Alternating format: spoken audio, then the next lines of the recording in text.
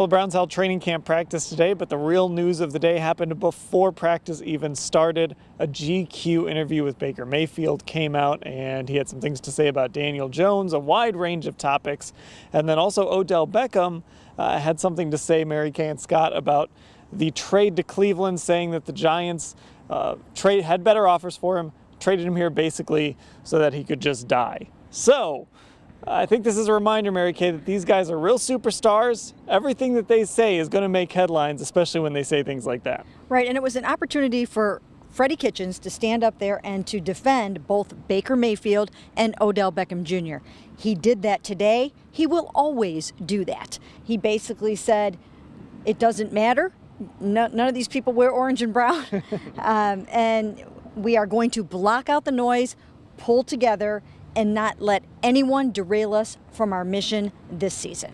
And Scott, the thing Freddie Kitchens kind of kept saying was, what's a bullseye? Of course there's a bullseye. We're playing on Sundays, basically. We're trying to beat them and they're trying to beat us. But, these guys keep talking and keep making headlines.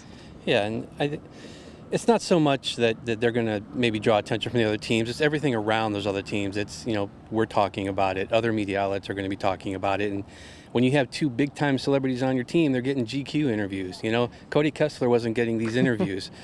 Even guys who maybe aren't the frontline starters are going to be in front of microphones more, and people are going to care more about what they talk about. So, got to watch what you say sometimes.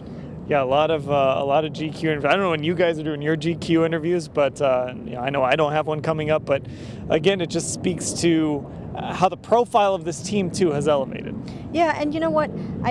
The key here for me is that I would like to see them start winning first before we hear too much more coming out of the locker room. I think it's time to kind of put it out on the field now. But I think that there is sort of Freddie has set the tone for this team. He wants the players to be themselves.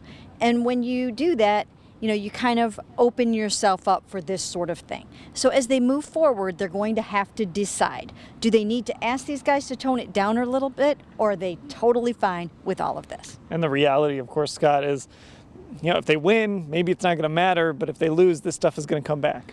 Yeah, that's where the bullseye thing comes in, because when things don't work out, people remember everything you said. And again, people are going to talk about what Baker and Odell said, before the season started, and they're going to be pointing fingers.